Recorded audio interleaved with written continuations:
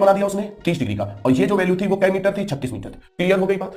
और आपसे क्या पूछ रहा था, तो बताना है नदी की चौड़ाई, और नदी हमारी ये थी, ये हमारी नदी थी, ये थी नदी की चौड़ाई। क्लियर हो गई बात, ये आपको फाइंड करना है। अब जरा एक बात बताना सभी लोग, मैं आप लोगों के सामने एक मेथड बता रहा हूं, पहले सुनिएगा सभी बच्चे ध्यान से। एक बात बताइए सभी लोग, अगर ये 60 है तो ये वैल्यू कितने डिग्री होगी, 90 डिग्री होगी पक्का।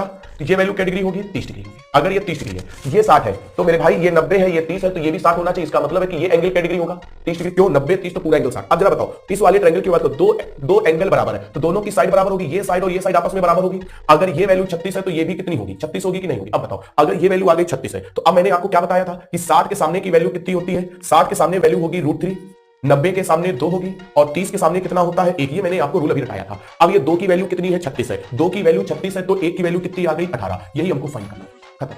हमको यही फाइंड करना था। चीज नहीं समझ में आई, बोलिए भाई, चीज समझ में नहीं आई, क्लियर हो गई बात। अगर ये बात सबके क्लियर हो गई, बहुत बेहतरीन सवाल